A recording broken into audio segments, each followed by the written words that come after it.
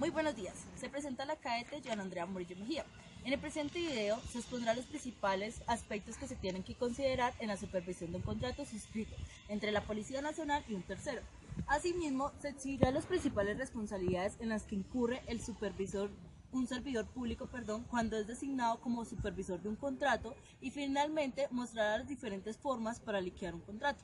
Antes de iniciar, debemos tener en cuenta que lo que vamos a exponer está sustentado en la Ley 80 de 1993, la Ley 1474 de 2011, la Resolución 3256 de 2004, Ley 734 de 2002.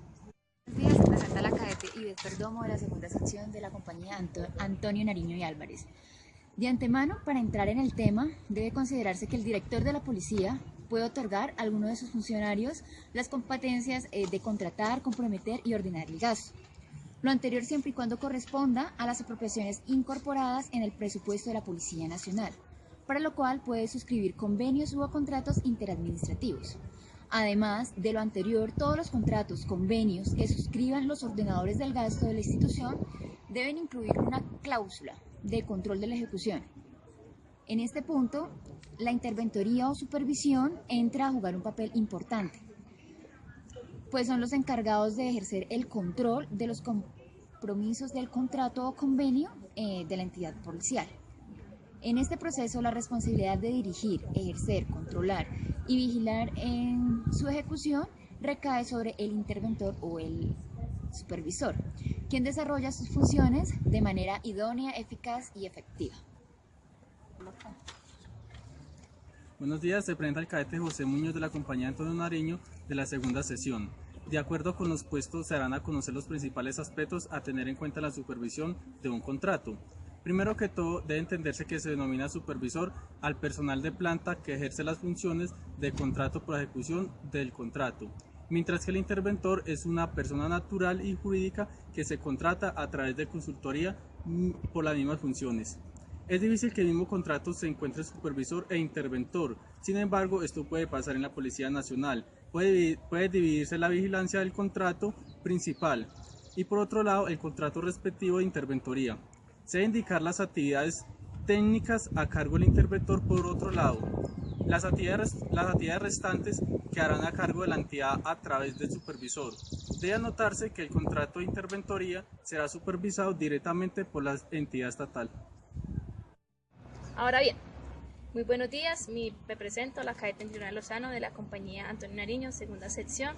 Ahora bien, para continuar con el tema, hablemos que la supervisión o interventoría tiene diferentes finalidades.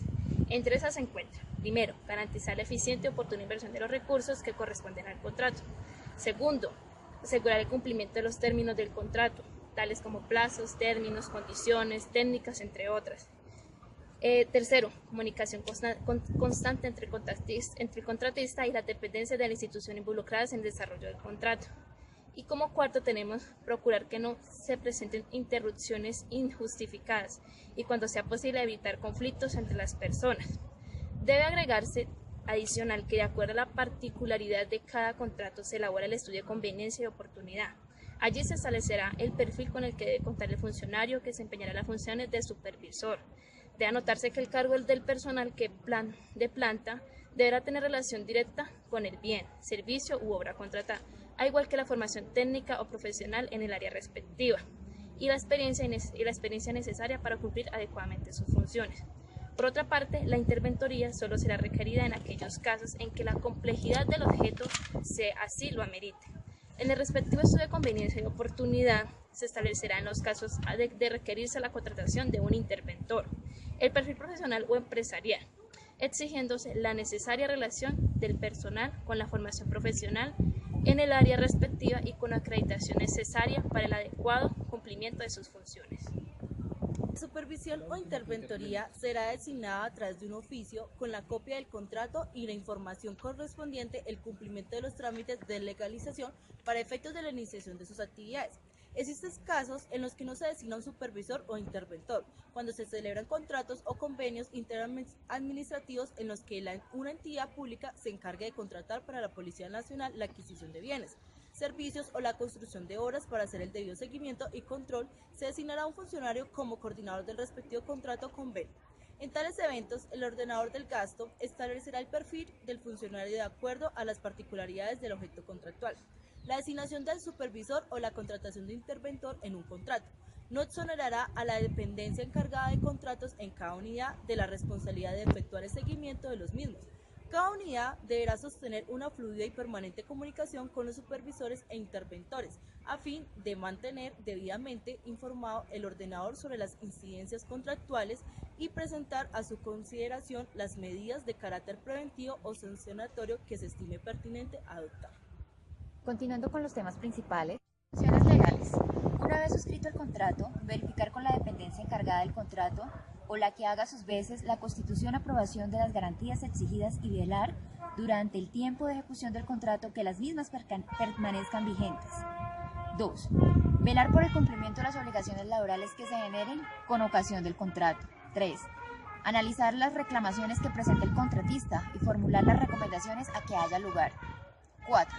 Preparar con el contratista dentro del plazo señalado en el acuerdo el acta de liquidación del contrato y proyectar la liquidación unilateral del mismo, cuando las circunstancias así lo exijan. Documentos que deberá remitir a la dependencia de contratos para su revisión, ajustes y trámites que correspondan y en las que se les indicará, además de las generalidades propias de la liquidación, los pagos efectuados al contratista y saldos a favor de este o de la entidad. 5. Emitir conceptos por escrito sobre la viabilidad, conveniencia y pertenencia de la dicción del contrato, sus prórrogas, modificaciones, suspensiones, cesiones o cualquier otra eventualidad contractual, emitiendo el concepto técnico que le corresponda. El escrito respectivo deberá allegarse a la dependencia de contratos o la que haga sus veces, con una antelación no inferior a 5 días hábiles de la fecha de vencimiento del plazo de ejecución del contrato, con el fin de que se adelanten los trámites que haya lugar. 6. Abstenerse de impartir órdenes verbales o suscritas, documentos que modifiquen o alteran las condiciones pactadas en el contrato, prerrogativas que solo corresponden al ordenador. 7.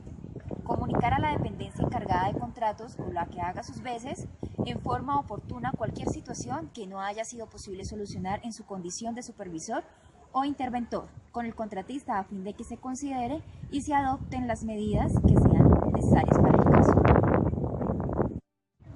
Además de lo anterior, los interventores y supervisores están facultados para solicitar informes, aclaraciones y explicaciones sobre el desarrollo de la ejecución del contrato, así como exigir al contratista el cumplimiento de las obligaciones previstas en el contrato, impartir instrucciones sobre el cumplimiento de las obligaciones y sugerencias, las medidas y recomendaciones que considere necesario para el mejoramiento de la ejecución del acuerdo.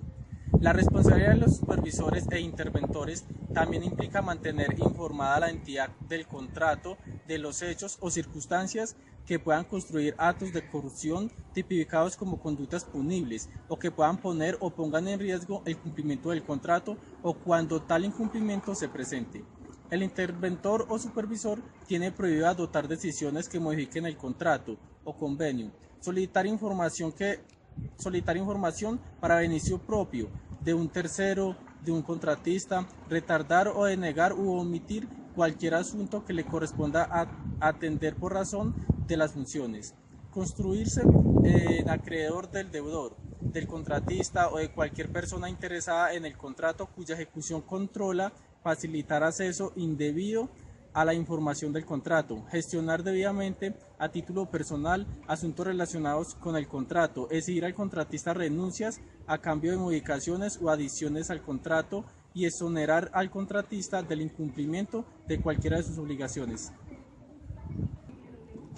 Incluso en el artículo 48 de la Ley 734 de 2002 se incluye entre las faltas gravísimas 1. Olvidar u omitir informar oportuna a la entidad policial sobre cualquier tipo de irregularidad que sea sancionable. Segundo, el hecho que el supervisor o interventor no exija la calidad de los bienes y servicios adquiridos por la entidad estatal o en su defecto los exigidos por las normas técnicas obligatorias o certificar como recibida satisfacción obra que no ha sido ejecutada a cabalidad. Tercero, declarar la caducidad de un contrato estatal o darlo por terminado sin que se presenten las causales previstas en la ley para ello. Cuarto, dar lugar a la configuración del silencio administrativo positivo. El supervisor interventor que incurra en lo anterior será solidariamente responsable con el tercero que concrete una entidad estatal, o en este caso con la Policía Nacional, de los perjuicios que ocasionen con el cumplimiento de los daños que le sean imputables. También ser solidariamente responsable, como haya sido informado y no haya tomado las medidas necesarias para garantizar el desarrollo, contrato o convenio. En los contratos mencionados anteriormente, la entidad debe proceder al trámite de liquidación cuando se producen algunos de los siguientes eventos. Primero, terminación del plazo de ejecución del contrato. Segundo, modificación unilateral. Si la modificación altera el valor del contrato en más del 20% y la contratista renuncia o continúa su ejecución. Ay no, eso quedó mal. Para finalizar, se presentarán los diferentes procedimientos que se deben adelantar en caso de liquidar un contrato. Al finalizar un contrato, debe realizarse un procedimiento que permita determinar si las partes se encuentran a paz y salvo según las mutuas obligaciones o si aún quedan actividades pendientes. Por esta razón, la liquidación solo procede con posterioridad a la terminación de la ejecución del contrato. El trámite aplicable a la liquidación de los contratos establecido se encuentra en el artículo 11 de la Ley 1150 de 2007. La norma que define los contratos de las entidades estatales que deben liquidar señala que la liquidación procede en los siguientes casos: los contratos de trato sucesivo, aquellos contratos cuya ejecución o cumplimiento se prolongue en el tiempo. Hasta este punto se revisaron los temas de contratación estatal muy importantes, como es la supervisión o interventoría de un contrato o convenio de la institución policial, como los procesos de liquidación de acuerdo al caso que corresponda. Finalmente, los diferentes procesos que incluya la administración pública debe seguirse como lo dicta la norma. En este caso, la responsabilidad de supervisar o intervenir un contrato engloba todas las áreas. Por tanto, para evitar ser sancionados por algún delito contra la administración pública, debe procederse de acuerdo a lo que se ha dicho en el